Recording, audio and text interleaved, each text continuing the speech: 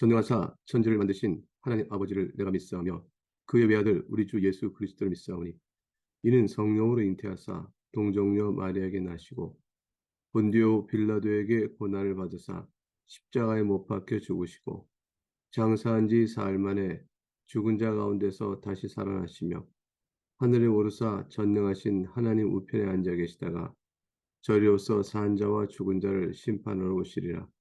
성령을 믿사오며 거룩한 공예와 성도가 서로 교통하는 것과 죄를 사하여 주시는 것과 몸이 다시 사는 것과 영원히 사는 것을 믿사옵나이다. 아멘. 함께 찬송하겠습니다. 찬송은 여러 가지 찬송가 22장을 찬송 올리겠습니다. 23장입니다. 23장 1절과 3절과 4절, 1절과 3절, 4절 찬송하겠습니다. 찬송가 23장. 만입이 내게 있으면 그 입 다 가지고 내 구주 주신 은총을 늘 찬송하겠네. 내 은혜로신 하나님 날 도와주시고 그 크신 영광 널리 펴 다 알게 하소서. 내 죄의 권세 깨뜨려 그 결박 푸시고 이 추한 마음을 비로소 곧정케 하셨네. 아멘.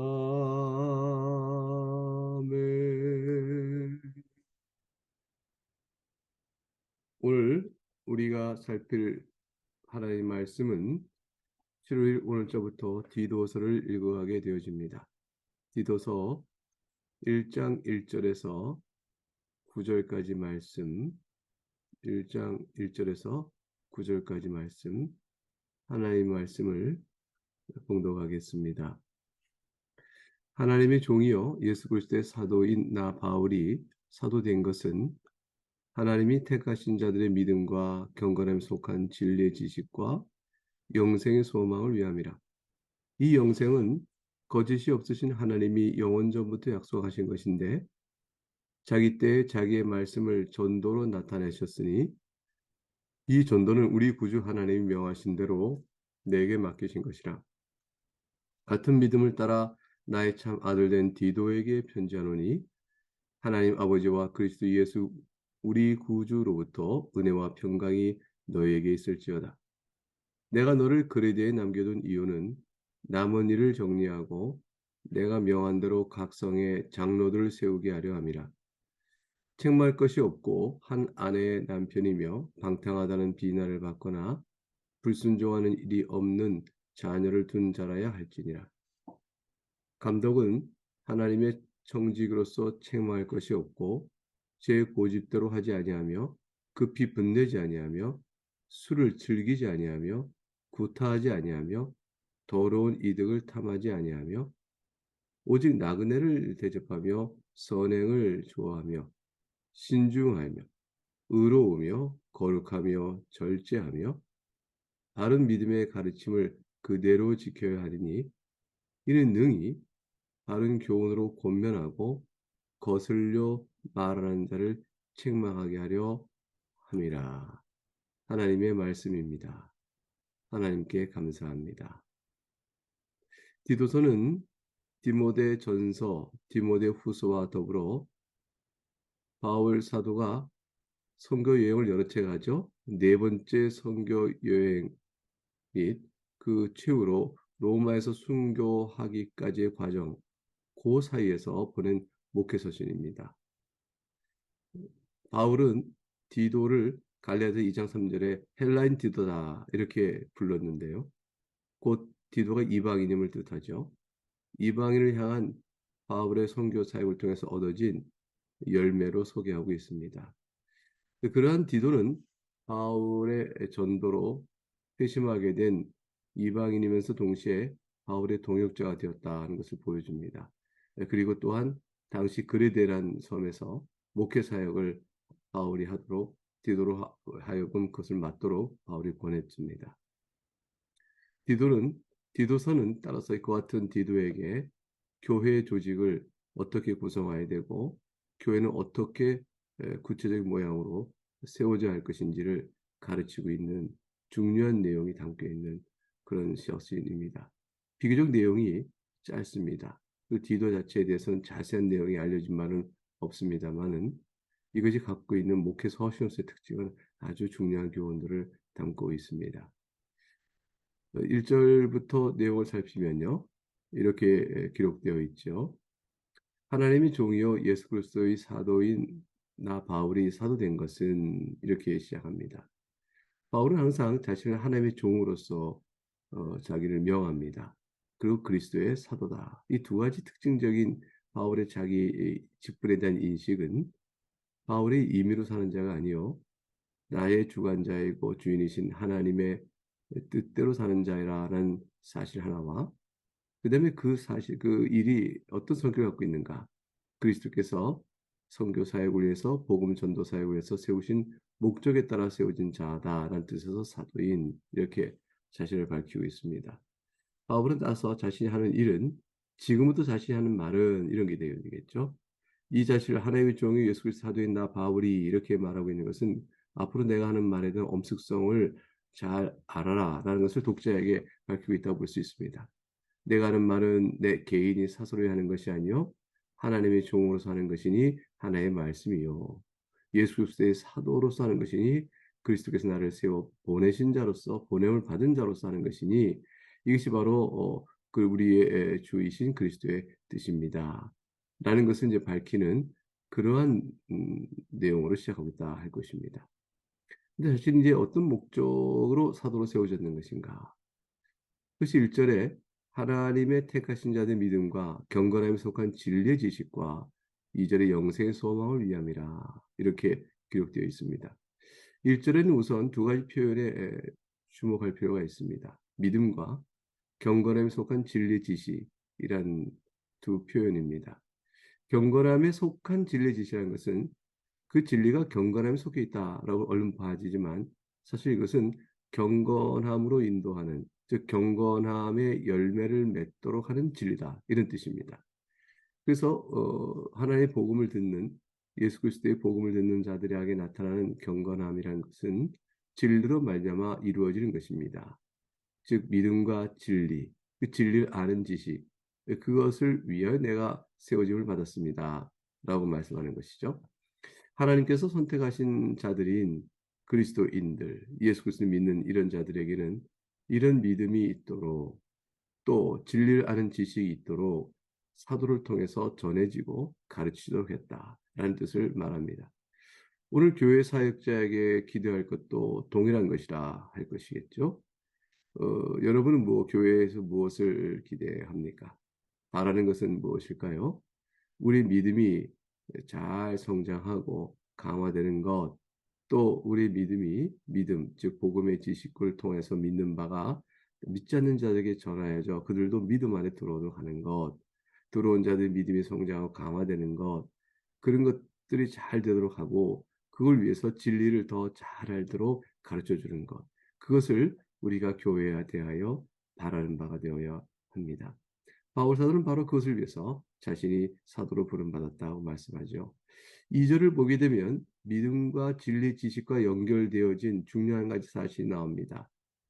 믿음과 진리 지식을 위하여 부름을 받은 사도의 직분의 목적은 바로 이 믿음과 진리를 통해서 주어지는 영생에 대한 소망의 경고성이 연결되기 때문입니다. 잘 보셔요. 믿음과 진리를 통해서 얻어지는 목표점 또는 목적, 궁극적인 지향은 바로 무엇이냐면 영생을 바라는 소망으로 이어집니다. 예수 그리스도를 주로 믿는 그리스도인들이 믿음을 갖고 의롭다움을 받아서 죄사함 받은 이를 크게 기뻐함은 또 진리의 말씀을 통해서 그것을 점점 깨달아 그리스도의 사랑의 그 키와 넓이와 높이와 깊이를 알아가는 그 지식의 진리의 성장은 다 한 가지를 더 견고하게 우리 안에 확신을 더해줍니다. 그것은 바로 영원한 생명입니다. 우리가 어떻게 이 영원한 생명, 영생을 바라는 소망, 그것을 확신할 수 있겠습니까? 그 소망이 진실되다. 과연 그렇다는 것을 어떻게 확신할 수 있을까요? 그것은 이제 하나님께서 약속하셨다는 사실로 인해 확신할 수 있죠. 그러니까 오늘 본문도 마찬가지입니다. 하나님께서 영원 전부터 약속하신 것이다. 하나님은 어떤 분이십니까? 하나님은 거짓이 없으신 분이십니다. 그러니까 거짓이 없으신 하나님이 영원전부터 약속하신 것이다. 라는 이 사실에서 우리가 믿음과 지식을 통해서 얻게 되어진 영생을 바라보는 이 소망이 분명하고 진실되며 확실하다라는 것을 알 수 있게 되어집니다. 하나님께서는 거짓이 없으시니 그가 말씀하신 것은 반드시 이루어지는 거 신실하게 약속을 지켜가시는 분이십니다. 이것은 뭐 구약에서 이미 우리가 아담에게 약속하시고 아브라함을 약속하시고 이렇게 계속 언약을 맺어 오시면서 그 언약을 지켜오셨던 역사 사실과 성경의 증언을 통해서 이미 확인할 수 있는 바이기도 하지요. 그러신 하나님께서 영원전부터 그 세상이 시작될 부터 하나님께서 세상을 창조할 그때부터 그 창조를 하시기 이전에 하나님의 마음, 하나님의 작정 그 안에서부터 이미 하나님은 계획하시고 그의 자신이 선택한 백성에게 주시기로 약속하신 바가 있으니 곧 그것은 영생입니다. 예수 그리스도 안에서 하나님께서 기뻐하신 자를 택정하셨다. 이는 이들을 죄를부터 사하시고 거룩하게 하시고 그들을 그리스도 안에서 영원한 생명을 주기로 하신 것이다. 라는 내용이 이미 성경 신약성경에 가득 차 있습니다. 이 약속은 성자 하나님과의 영원한 언약 안에서 나타나는 것이죠. 아버지 하나님께서 성자 하나님과 언약을 맺으시고 그 언약에 따라서 이 땅의 성자 하나님께서 마침내 성육하실 때 그를 믿는 자에게 과연 영생을 주시는 일이 있게 되어집니다. 구약 백성들도 예수 그리스도의 복음의 모형적 그림자 안에서 같은 동일한 은혜의 사실들을 바라보며 구원에 이르게 되었으니 하나님 택하신 모든 자들은 결국 하나님 영원한 작정 안에서 이미 사랑하여 그들에게 영원한 생명을 주고자 하시는 신실한 계획의 실행인 것입니다. 3절에서 바울 사도는 바로 이 영원전부터 약속하신 영생을 말씀을 통해서 알리신다라는 사실을 보여줍니다. 바로 전도이죠. 이 전도가 자신에게 하나님께서 명하여 맡기신 거라고 말합니다. 그렇다면 결국 전도는 믿음을 세우며 경건한 열매를 낳는 진리를 잘 알려서 영생을 소망토록 하는 일을 위한 것이다. 이렇게 말씀할 수 있습니다. 이러한 신앙생활을 시작하고 신앙생활이 안정되어지고 견고하게 되도록 하는 데에 그 목적이 있다는 사실을 알 수가 있게 되어집니다. 전도는 따라서 단순히 예수님 믿으세요 말을 전하는 일로 그치는 것이 아니고 그 들은 자가 믿음을 갖고 또 경건의 열매를 맺는 진리 지식을 갖추며 영성을 소모하는 일이 확실하게 되어진 데까지 그것이 바로 전도 사역의 계속이라고 볼 수가 있습니다. 그렇게 되어진 자들이 이제 믿음의 지식에서 점점점 강해지고 단단한 식물을 먹을 만큼 신앙이 커가는 일을 이제 양육이라 신앙의 지속성이라 이렇게 볼 수가 있겠습니다. 바울 사도는 이 전도의 부름에 대해서 매우 진지합니다. 왜냐하면 이것을 다 하나님께서 명한 것이라고 고백하기 때문입니다. 이제 이런 부름을 받은 사도 바울은 교회가 무엇을 해야 될 것인가를 이제 분명히 가르쳐 준 것이죠.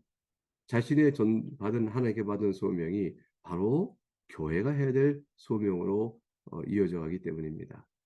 이에 따라서 사도 바울은 자신의 동역자로 세움을 받은 디도에게 이 서신을 쓰면서 이 교회를 세우는데 요구되는 중요한 교훈들을 전하기 시작합니다. 이와 같이 사도 바울이 받은 선교적 전도적 사역의 일이 무엇인가를 보여주고 이 일을 하는데 필요한 교회를 통하여 어떠한 일들이 이루어져야 될 것인가를 가르쳐주고 있는 것입니다. 4절을 보겠습니다. 같은 믿음을 따라 나의 참 아들 된 디도에게 편지하노니 하나님 아버지와 그리스도 예수 우리 구주로부터 은혜와 평강이 너에게 있을지어다.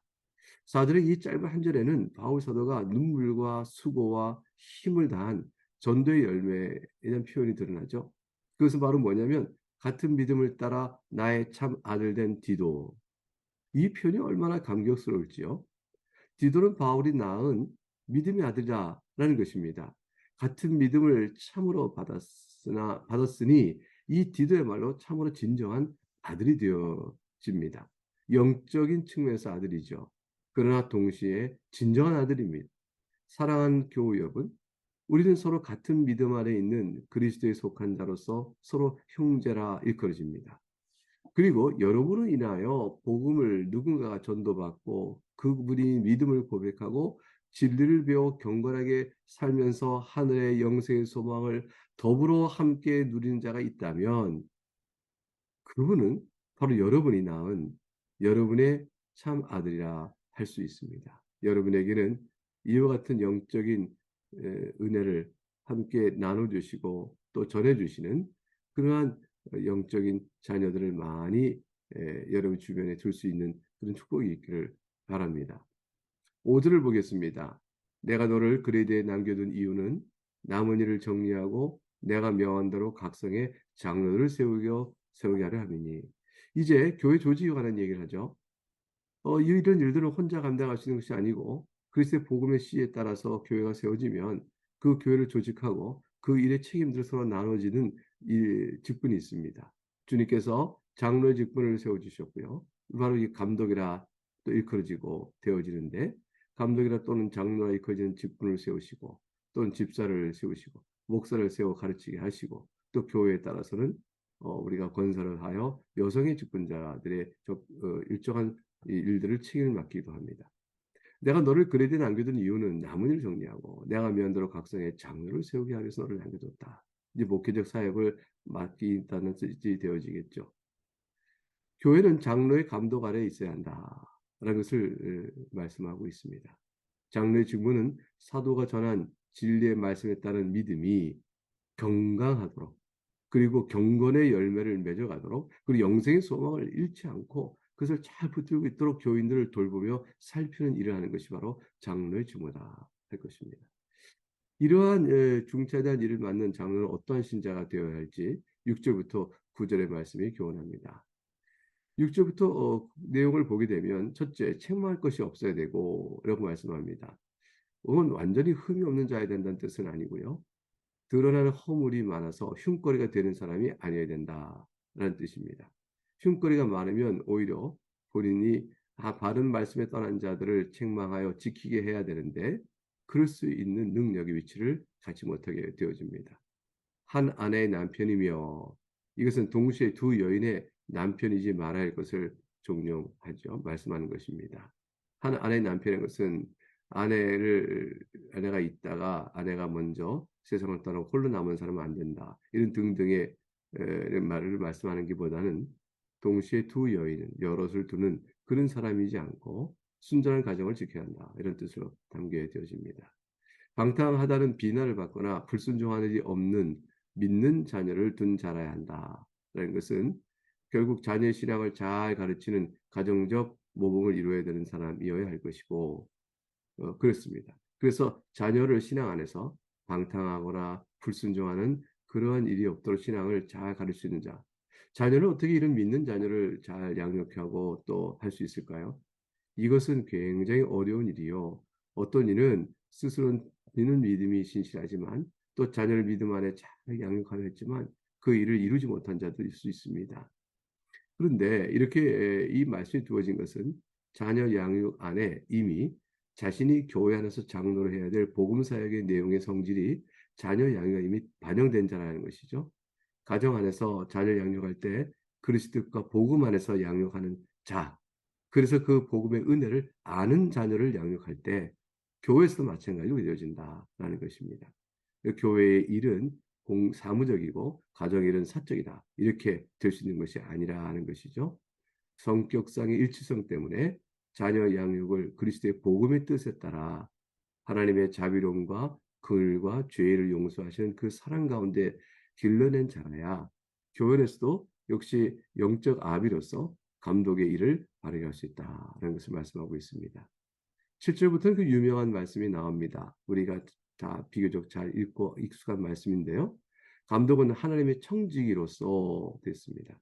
하나님의 청지기로서라는 것은 자신이 스스로 주인이 아니요 자신이 하나님께 맡겨진 일들을 하는 자에 불과하다. 하나님 일을 위탁받은 자다라는 사실을 말하고 있고 따라서 책망할 것이 없으며 하나님 일은 흠이 없고 거룩한 교훈을 가르치기 때문에요.